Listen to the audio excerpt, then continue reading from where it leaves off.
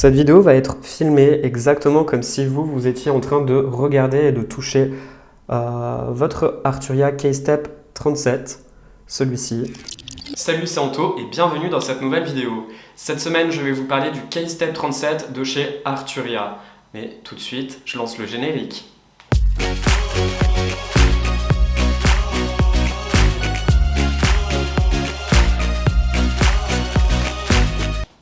J'ai reçu de la part de Arturia ce petit Keystep 37.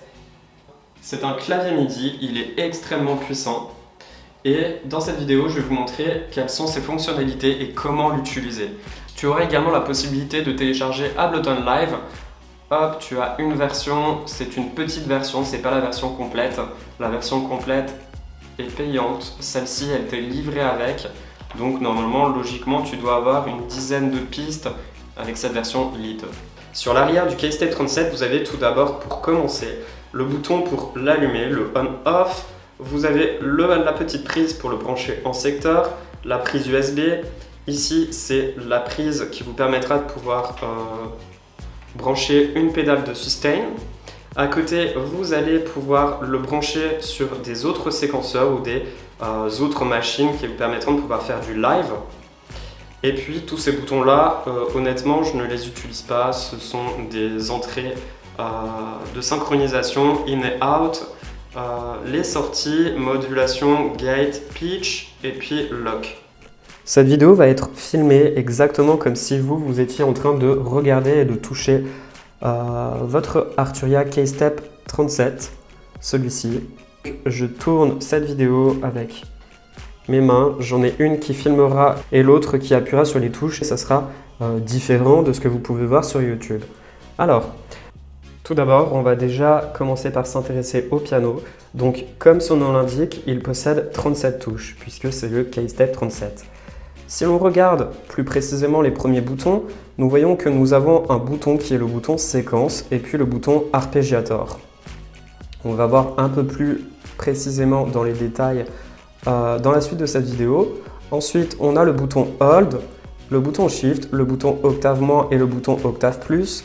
On a le Pitch et le Modulation. Et si l'on regarde le bouton Shift qui est ici, nous voyons qu'il est entouré d'une couleur bleue qui correspondra à tout ce qui est noté en dessous de chacun des boutons. Ici le swing, la séquence, le scale, et puis le bank, la pound, le clear last et le restart. Si l'on regarde ces boutons-là plus précisément, nous voyons que nous avons ici différents modes qui correspondront au mode des arpégiators. Là, nous avons la division qui correspondra à si l'on souhaite faire jouer notre séquence en 1.4, en 1.8, en 1.32, etc. Donc plus vous tournerez le bouton, plus votre séquence ira vite. Le rate correspondra à votre tempo et vous avez également le tempo ici. Si je le tourne, plus je l'agrandis, moins, plus je le diminue. Ou si vous faites du live, calez-vous directement sur le tempo de votre groupe, donc de votre batteur.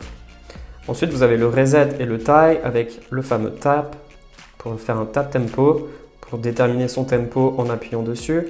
On a un bouton record, donc un bouton enregistrement, le bouton d'arrêt, le bouton pause et le bouton play. Ici, donc c'est les informations de tempo qui viendront également compléter avec ces boutons-là. Là, on a un bouton type qui vous permettra de pouvoir choisir plus on le tourne. Donc là, ça sera des accords d'octave, des accords en 5, des sus. Les moins, ce seront des accords qui seront en mineur. Et puis après, vous avez des égales qui seront des accords en majeur. À côté, vous avez les notes. En le tournant, vous pourrez rajouter le nombre de notes que vous souhaitez mettre dans votre accord. La vélocité des notes, si on appuie plus ou moins fort.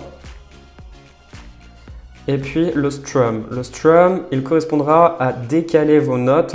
Par exemple, si vous faites un accord, si vous souhaitez que la note la plus basse se décolle de la note la plus haute. C'est extrêmement bien et c'est hyper pratique pour donner un côté très naturel à vos accords. Moi, en tout cas, je vous le conseille, ça va être super bien. Donc ensuite, si l'on garde le doigt appuyé sur Shift, nous voyons les boutons qui sont allumés au-dessus des notes.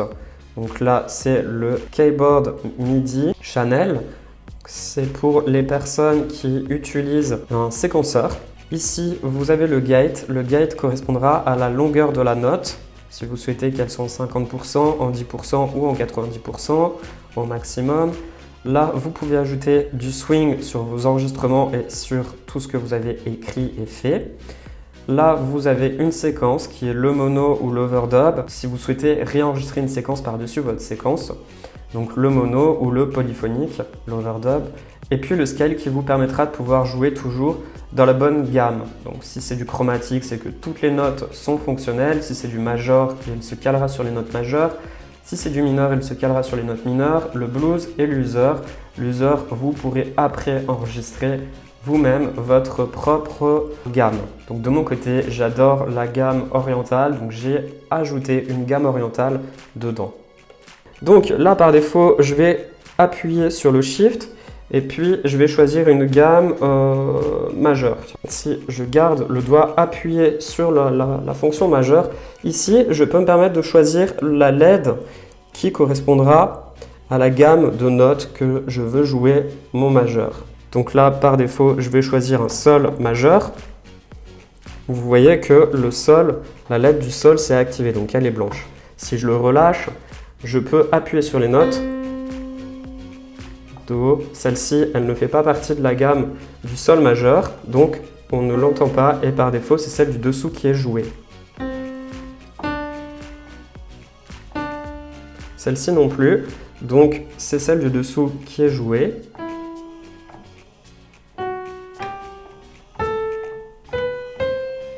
Alors, bien sûr, je n'ai pas appuyé très fort pour éviter justement d'avoir la note, d'entendre la note. Et maintenant, je vais vous montrer une autre astuce, c'est-à-dire que si vous avez envie d'enregistrer votre propre gamme, donc la gamme utilisateur, vous pouvez faire comme moi, vous gardez le doigt appuyé sur Shift et puis vous appuyez sur Utilisateur. Vous voyez, ici, j'ai enregistré des notes. Donc, j'ai un octave qui est assimilé. J'ai enregistré par défaut une gamme orientale, donc c'est une gamme Klezmer, c'est l'une de mes préférées en tout cas, c'est celle que j'utilise très souvent. Sur toutes les touches, mon clavier jouera toujours dans la bonne note et dans la bonne gamme. Si maintenant vous voulez jouer des accords, il faudra appuyer sur le bouton accord ici. Hop, vous appuyez dessus et vous voyez, il est devenu orange. Il faudra activer la fonction accord, donc en appuyant sur Shift, hop, et puis le chord on-off. On appuie dessus et là vous voyez il clignote, c'est qu'il est activé et ici le bouton d'accord est devenu rouge vif, c'est-à-dire que là je suis prêt à jouer des accords. Si vous souhaitez enregistrer également votre accord, il faudra appuyer et garder le doigt appuyé sur chord. Je le relâche et si j'appuie sur la note la plus basse de l'accord que j'ai créé, on voit bien que c'est l'accord que j'ai noté. Et peu importe sur quelle touche je viendrai appuyer, l'accord sera automatiquement transposé de la manière dans laquelle j'ai écrit mon accord. Sachant que là, je suis encore dans ma gamme utilisateur. Si je viens me mettre sur une gamme majeure, mon accord est là. Et vous voyez, automatiquement, il joue toujours les bonnes notes.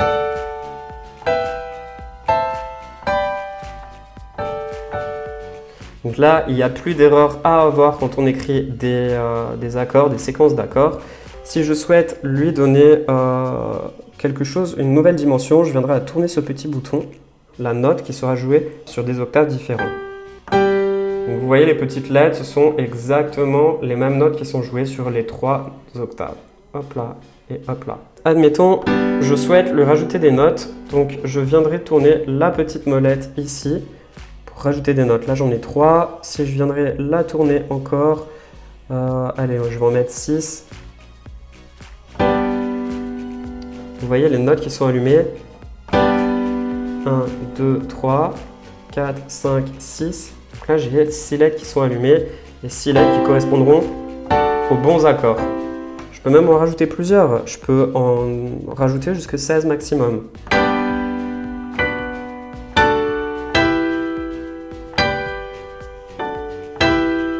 c'est extrêmement puissant et super bien. Concernant la vélocité, vous aurez les notes qui seront jouées ou non. En tout cas, on les entendra plus ou moins dans notre séquence. Et le strum, c'est un bouton que j'adore puisqu'il vous permettra de pouvoir donner un peu plus de naturel à votre accord. Par exemple, si je le mets au maximum, écoutez l'accord. Alors, je vais diminuer un peu le nombre de notes. Je vais le tourner à 3 à 6 notes. Tiens. Si j'appuie sur la même note que j'ai appuyée tout à l'heure dans laquelle j'avais fait mon accord. Vous voyez, là, on arrive directement sur des facteurs de division. Donc, les 1 temps, les 8 ans, les 32, les 32, les 64 temps, les 49. Et plus vous montez, plus vous reviendrez à 0 et vos accords seront collés les uns avec les autres. Si je le détourne un petit peu, on donne un côté un peu plus humanisé à l'accord. Et si, à l'inverse, je le tourne vers le bas, en fait, l'accord viendra du haut pour descendre vers le bas. C'est extrêmement bien. Il part de la note la plus haute pour descendre vers la note la plus basse. C'est une fonction qui est extrêmement puissante et qui est vachement bien.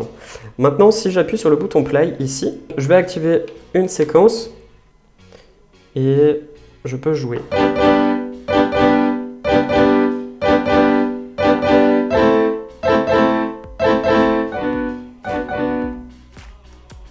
Hop, je peux tourner le bouton division pour accélérer. Ou autrement, je peux tourner le tempo.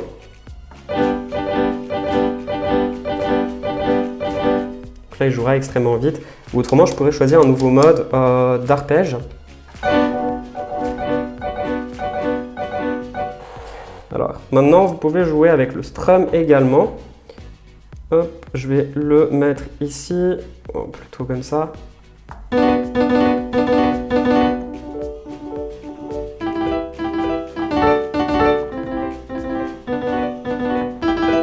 Et admettons, si vous avez envie de l'enregistrer, je vais mettre le mode séquence, hop, et puis je vais activer le bouton d'enregistrement. Là, il va m'enregistrer une séquence, donc je vais appuyer pour créer un premier accord.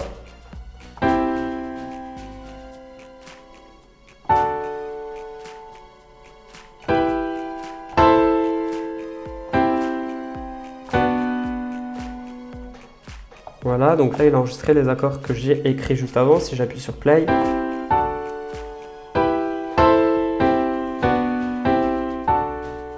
et il me les joue. Il me les jouera selon la rapidité de mon tempo, donc il suivra mon tempo, donc le tap qui clignotera selon la rapidité du tempo. Et il me le suivra également d'après ici, donc le mode que j'ai déterminé plus la division.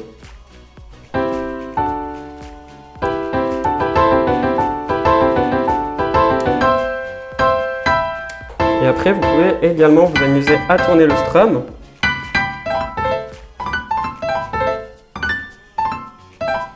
Jouer sur la vélocité des notes.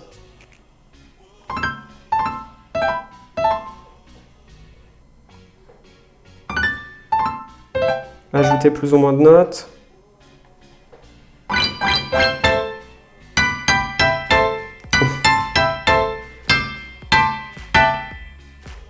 Alors en fait, ce qui est drôle, c'est que ce n'est pas moi qui joue, c'est le synthé, c'est les notes que j'ai enregistrées juste avant, mis avec une séquence et puis en tournant quelques petites modulations, quelques petits boutons de modulation juste ici. C'est extrêmement cool, c'est extrêmement bien et pratique. Tout sera également toujours joué dans la bonne note et dans la bonne tonalité. Si vous appuyez sur enregistrement et que vous venez sélectionner ici sur le keyboard MIDI channel, vous appuyez une fois, vous aurez le petit bouton 1, donc le petit 1 qui va s'allumer. Ça veut dire que votre séquence sera jouée une fois. Si vous appuyez sur le 2, il fera 2 plus 1, donc 3, etc. Et vous pouvez aller, si vous rappuyez plusieurs fois, vous rappuyez sur la note. Là, je vais monter de 16 en 16, 64. Au maximum, je monte au maximum à 96. J'ai gardé le doigt appuyé sur Hold et puis j'ai appuyé sur une note.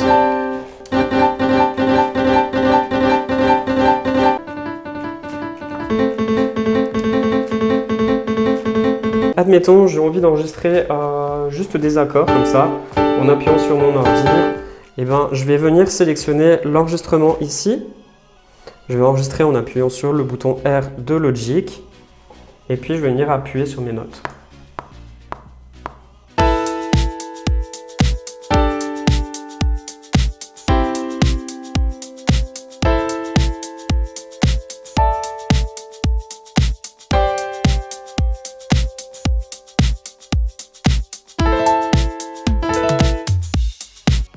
Voilà, et là, vous voyez, donc si j'ouvre l'enregistrement, hop, et ben vous voyez, il me l'a enregistré et il me les a également quantifiés, il me les a mis sur les bons endroits. Mais gardez un peu ce côté un peu imparfait où justement les notes ne sont pas pile alignées sur les temps. Ça donne vraiment un côté beaucoup plus naturel à toutes vos productions. Je vais appuyer sur un peu toutes les notes pendant que mon ordinateur sera en train de lire ma gamme d'accords que j'ai enregistré tout à l'heure.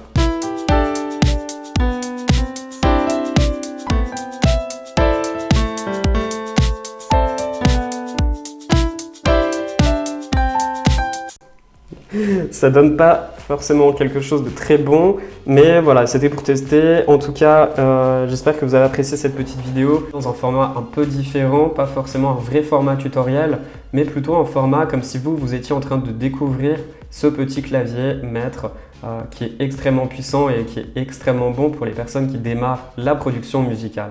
Voilà. Et merci à toi d'avoir regardé cette vidéo, j'espère qu'elle t'aura plu et qu'elle t'aura intéressé. N'hésite pas à me mettre des pouces bleus, ça me fait toujours plaisir d'en recevoir. Et puis à t'abonner sur cette chaîne, j'adore recevoir des nouvelles personnes, des nouvelles têtes. Et si tu as également des trucs à me raconter, n'hésite pas à me les dire dans les commentaires. Je prendrai soin de répondre à tous vos commentaires. Salut!